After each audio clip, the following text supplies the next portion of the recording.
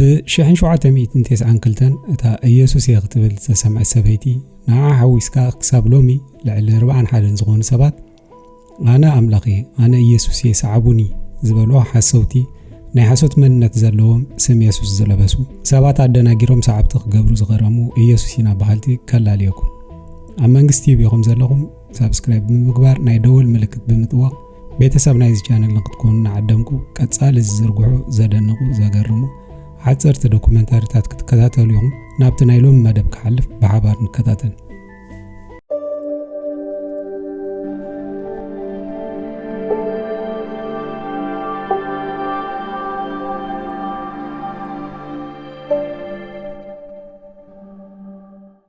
ቀዳማይ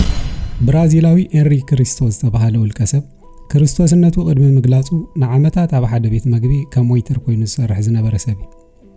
ሓደ ንጎ ኣይነ ሸይጣን ከም ዘጋግዮ እኳ ተዘይተፈልጠ ሃንደበት ተንሲዩ ኣነ ካብ ሰማያት ኣቦኹም ዝተላእኩ ኢየሱስ ኢሉ ብሙሉእ ነብሶም ትእማን ክዛረብ ጀመረ ብዙሓት ነዚ ዝሰምዑ ብራዚላውያን ሰሓቕዎ ሓቂ መሲልዎም ሰዓቡ ውሕዳት ግን ኣይተሳእኑ ካብ ሰዓብቱ ብርክት ዝበላ ደቂ ኣንስትዮ ክኾና ከለዋ ኤንሪክ መሬት ኣይተንክፍኒ ዝበለ እዩ ዝመስል ካብ ቦታ ናብ ቦታ ብመንኩብ ሰዓብቱ ክንቀሳቐስ ጀመረ እዛ ዓይነት ክንክንን ምቾትን ነቲ ወዲ 7 ዓመት ስለ ዝተሰማምዖ ክርስቶስነቱ ኣደልዲሉ ቀጸለሉ ብቁሩብ ድማ ኣብ ርእሰ ከተማ ብራዚል ናይ ገዛ ርእሱ ቤተ እምነት ክሃንጽ ክኢሉ እዛ ቤተ እምነት ኣብ ብራዚል ከም ትህነጽ ዝገበረሉ ምኽንያት ከረድእ ከሎ እታ እትቕጽል ኢየሩሳሌም ከም ዝኾነት ስለ ዝኣምን እዩ ኤሪክ ብናቱ ይኹን ብናይ ካልኦት ሰባት መራኸቢ ብዙሃን ብምቕራብ ሰባት ክፈልጥዎ ከም ዝግባአን ትምህርቱ ናብ መላእ ዓለም ክዝርጋሕ ከም ዘለዎ ብተደጋጋሚ ተዛሪቡ እዩ ብዛዕባ ሕሉፍ ህይወቱ ምስተሓተተ ገና ካብ ንእስነተይ ዝኾነ ድምፂ ኣነ ኣቦኻየ እናበለ ኣቦ አብርሃምን ይስሐቅን ምዃኑ ይነግረን ነይሩ ይብል ብዙሓት ሰባት እዚ ዘረባ ዕብዳን እዩ ዝመስሎም ንሱ ግን ግዲ ዝሃቦ ይመስል የግዳ ታሪክ ተቂሱ ኩሎም ሓቀኛታት ነቢያታት ከም ዕቡዳት ተቆጢሮም ከም ዝሓለፉ ይረድእ ናይ ሰብ እዚ ድፍረት በዚ ያብቃን ኣብቲ ብድሕሪኡ ደው ኣብ ዘበሎም መስቀላትን መንበሩን ክርስቶስ ምስተሰቅለ ዝተጻሕፈ ብINRI ወይ ኢየሱስ በዓል ናዝሬት ንጉስ አይሁድ ዝፍለጥ ሕጽሮተ ቃል ካብ መጽሐፍ ድሕር አይበለን ብድሕሪኡ ከምቲ ኣመሉ ካብ ብራዚል ሰጊሩ ናብ ዓዲ እንግሊዝን ኣሜሪካን ገጹ ብምኻድ ድሕሪ 2000 ዓመት ዝመጻኹ ኢየሱስ ኣነ ኢሉ ክሰብኽ ጀመረ ከምቲ ዝሓሰቦ ግን ክቕበልዎ ስለ ዘይከኣሉ ናብታ ዝመጻላ ብራዚል ሶጎጎ ኣብዚ ደው ዘየበለ ኤሪክ ናብ ፍራንስ ብምኻድ ውሕዳት ሰዓብቲ ክገብር ክኢሉ ነይሩ ኤንሪክ ክሪስቶ ክሳብ ሕጂ ኢየሱስነቱ ኣሚኖም ንዝስዕብዎ ሰዓብቱ ምድንጋሩ ቀጺሉሎ ካልኣይ ኢየሱስ በዓል ሳይቤርያ እንሆ ሕጂ ድማ ካብ ብራዚል ንውፃእሞ ነቲ ኣብ ሩስያ ዝተረኸበ ከም ናይ ግል መድሓኒኻ እትቕበለኒ ኢየሱስ ኣነ ዝብል ምስ ሓደ ደፋር ሰብ ከላልየኩም ሳይቤርያ ኣብ ሩስያ ትርከብ ኣዝያ ቆራሪት ቦታ ኮይና ካብ ዝዝሑል ቦታ ውዕይ ወረተ ሰሚዕሉ እዚ ሰብ እዚ ቪሳሪን ይበሃል ኣብ ሓደ ክፍሊ ሩስያ ሰራዊት ከም ፓትሮል ኦፊሰር ኮይኑ ዘገልግል ዝነበረ ወታደር ኮይኑ ብኣቆጻጽራ ኤውሮፓ ኣብ 1989 ካብ ውትድርና ተሰናቢቱ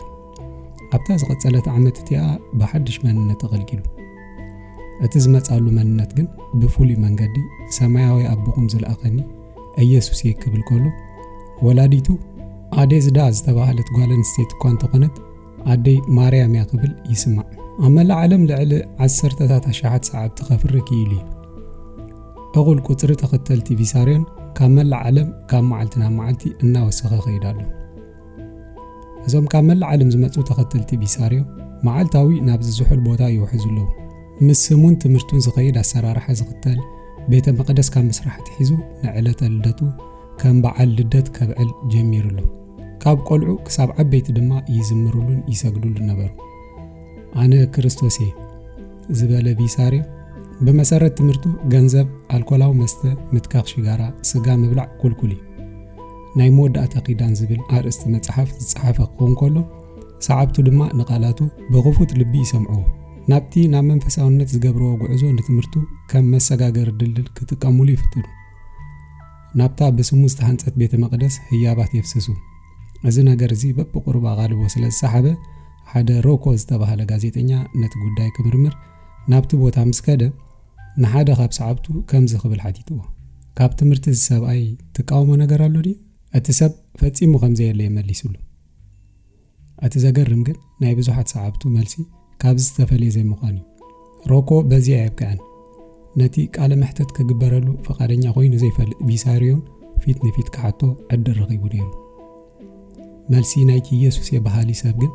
ከምቲ ልሙድ መወዳእታ ዓለም ቀሪቡሎ ስልጣነ ወዲ ሰብ ኣብ ቀረባ እዋን ከብቅዕ እዩ ዝብል ተደጋጋሚ ስግኣት ዝነዝሑ ቃላት ኣይጠፍኦን። ሮኮ ንሕትኡ ቀጥታዊ መልሲ ክረክብ እኳ ተዘይከኣለ ብዙሓት ሰባት ኣብ ናይ ገዝኦም መናድቕ ስእልታቱ ሰቒሎም ዘምልኽዎ ኢየሱስ የባህሊ ሰብ ምስኡ ተሳኢሉ ክምለስ ክኢሉሎ። ሳልሳይ ሞሰስ ሎንግዋን እዩ። እዚ ኸዓ ናትና ናይ ኣፍሪካውያን ጉድ ክኸውን ከሎ ካብ ደቡብ ኣፍሪካ ዝተረኸበ ኢየሱስ የባህሊ ስሙ ድማ ንጉሰ ነገስት ጎይታ ጎይቶት ኢሉ ብናይ ገዛእ ርእሱ ድሌት ካብ ዝእውጅ ቀኒሉ። ሞሰስ ሓደ መዓልቲ ዘገርም ሕልሚ ስለ ዝሓለመ ካብቲ ዝሰርሓሉ ዝነበረ እንዳወርቂ ስልማት ወፂኡ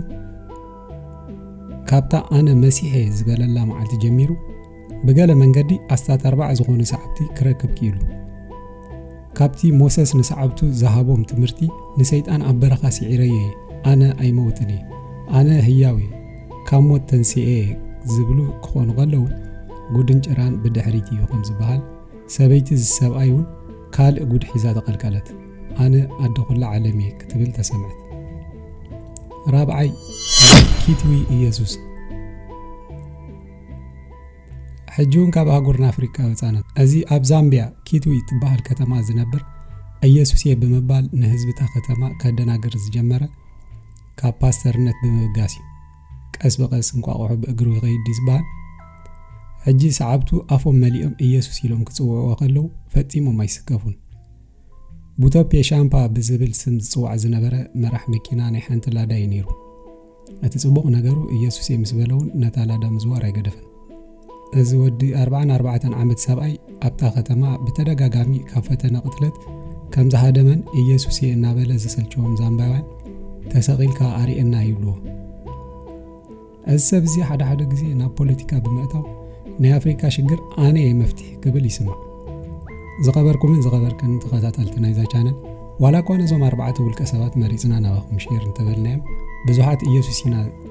ዝብሉ ሰባት ኣብ ዝተፈላለየ ግዜን ዓለምን ተራእዮምን ጠፊኦምን እዩ። ኣብዚ ሕጂ እዋን ኣምላኽ ኢና ዝብሉ ሰባት ኣብ ጃፓን፣ ዛምቢያ፣ ደቡብ ኣፍሪካ፣ እንግሊዝ፣ ፊሊፒን ኣይጠፉን። እዞም ኩሎም ጎራሕት ውልቀ ሰባት ዘመሳሰሎም ሓደ ባህሪ ኣሎ። እዚ ድማ ድኹም ስምዒት ወዲ ሰብ ከም ኣጋጣሚ ናይ ምጥቃምን ናይ ምትላልን ክእለት እዩ። ግዳይ ናይዞም ከምዚኦም ዝበሉ ሰባት ምትላል ከይንኸውን ንጠንቀቕ። ናይ ሎማዓንቲ ቪድዮ በዚ ተፈጺሙ።